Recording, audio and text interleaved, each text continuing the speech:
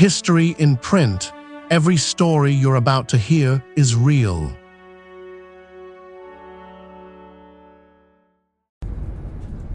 Good evening, this is History in Print. Tonight, Charleston, South Carolina. The year is 1883. The salt air comes in off the harbor in the early morning, carrying with it the creak of tall-masted ships at anchor. Church spires, white, patient, enduring, rise above the low rooftops of a city that has seen fire and siege and a kind of silence that follows both. The streets are cobblestone and mud and memory. The men who walk them carry something in their faces that younger cities do not yet know how to wear. The newspapers tell the story of what a city is thinking. In January of 1883, the Southern Christian Advocate was the paper of record for this corner of the South. It was a Methodist publication, and it did not merely report the news. It weighed it. It judged it. It held the world up to a standard and said plainly whether the world had met it. What the paper printed that month came from everywhere. From an Iowa reservation, from the halls of Cambridge University, from the chambers of a French parliament now draped in mourning. But it also printed something closer to home. The Board of Education of the South Carolina Conference had just delivered its report.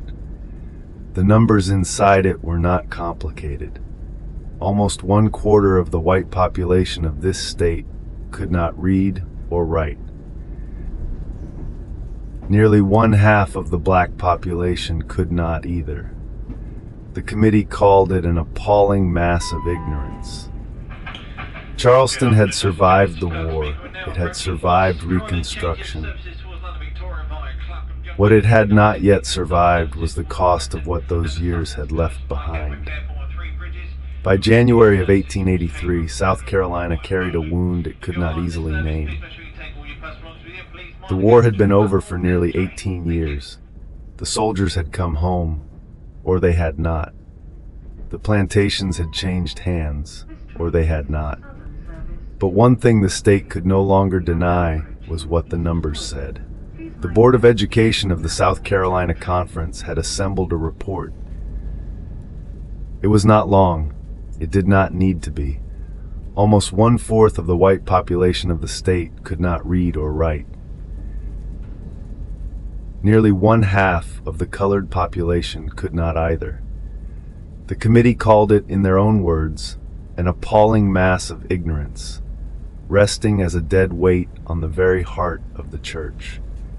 The Southern Christian Advocate printed those words on January 13th, 1883.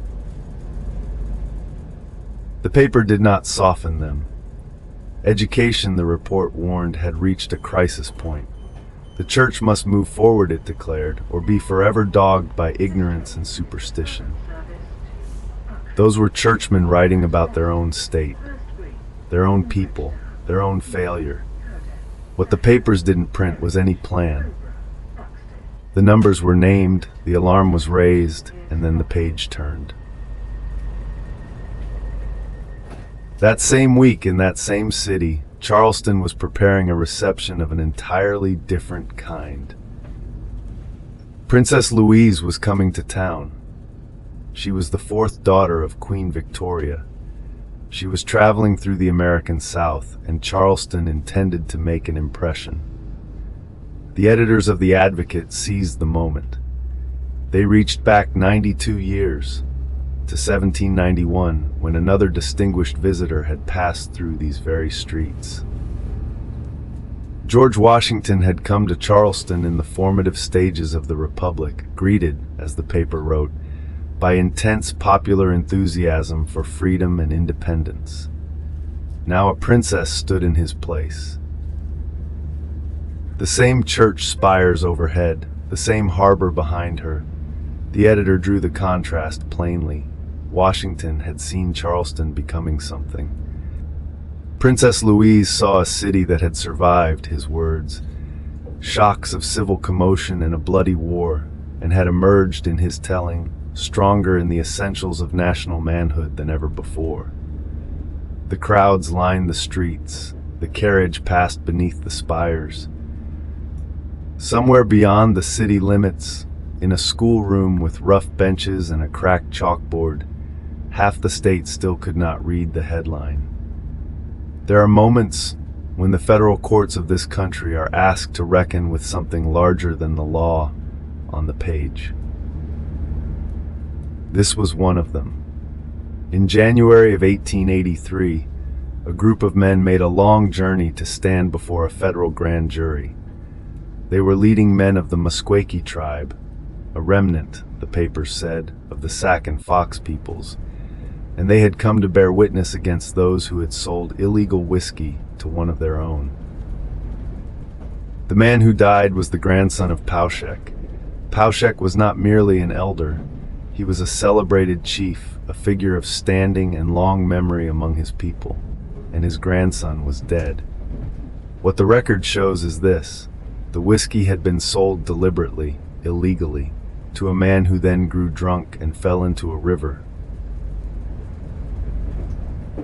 He did not come back out.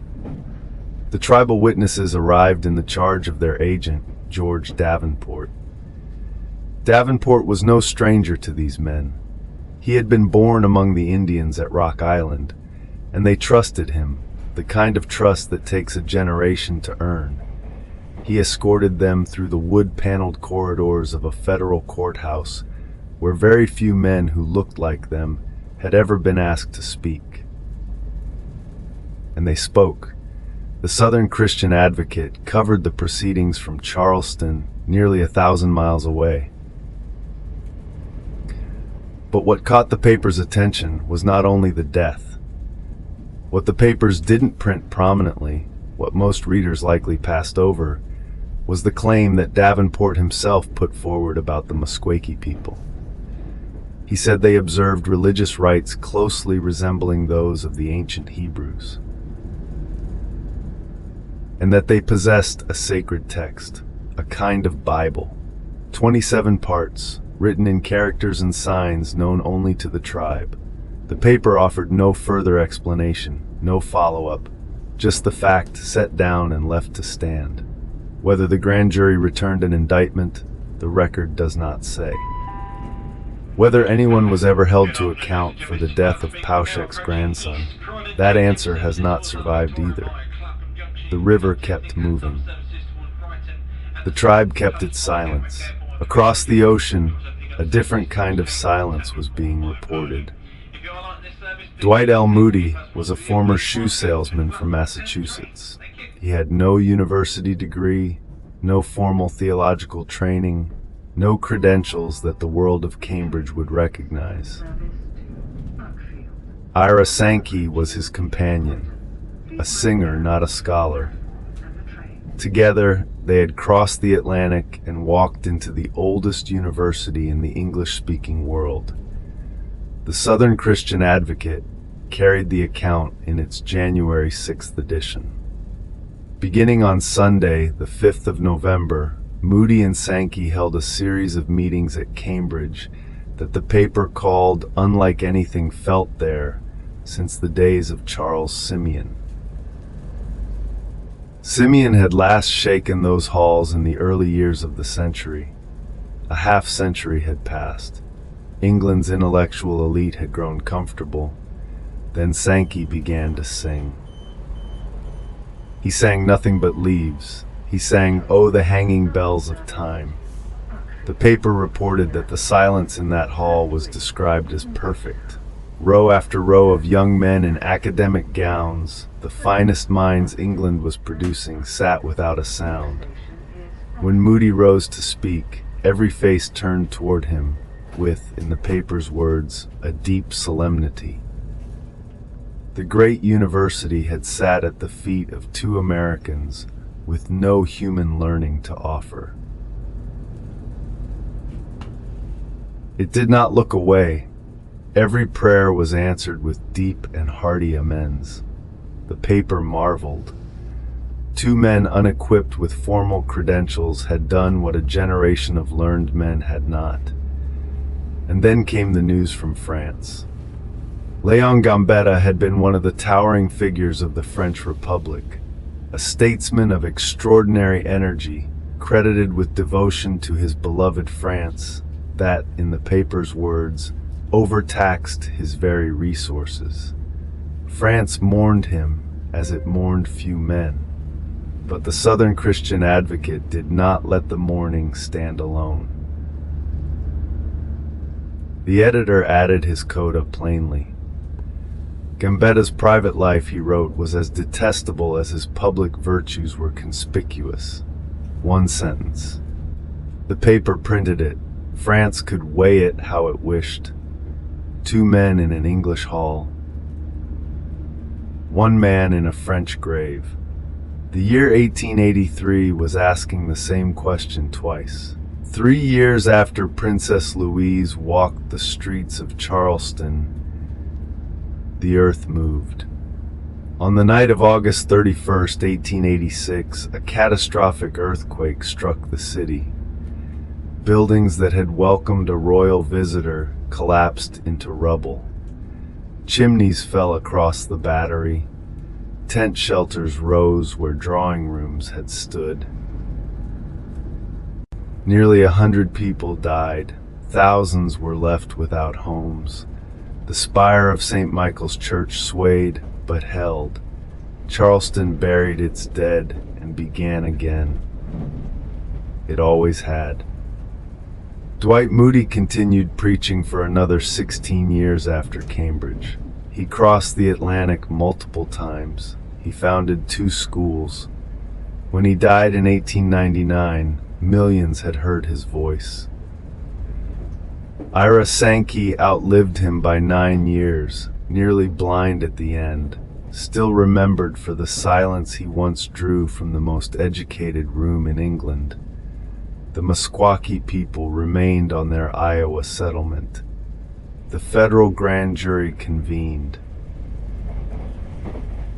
What became of the case against those who sold whiskey to the grandson of Pauschek? The record does not clearly say. The tribe's sacred writings, those 27 parts known only to their own, were never surrendered to outside hands. South Carolina's literacy crisis did not resolve quickly. By 1900, the numbers had improved, but slowly. The weight the church had called appalling in 1883 did not lift for a generation. What the papers of 1883 captured, without fully knowing it, was a city and a nation still sorting out what survival meant. Who counted, who was protected, who was left to drown? Charleston endured the earthquake. It endured the war before that. Some things it is still sorting out. This has been History in Print. Changing services towards London Victoria via Clapham Junction. You can pick up tempting and some services towards Brighton and the Sussex coast.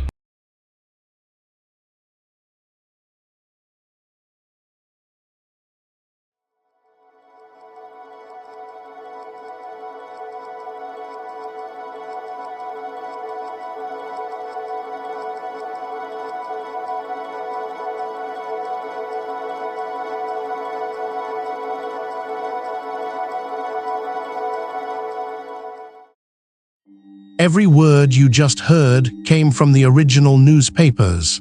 Subscribe to History in Print, a new story from the American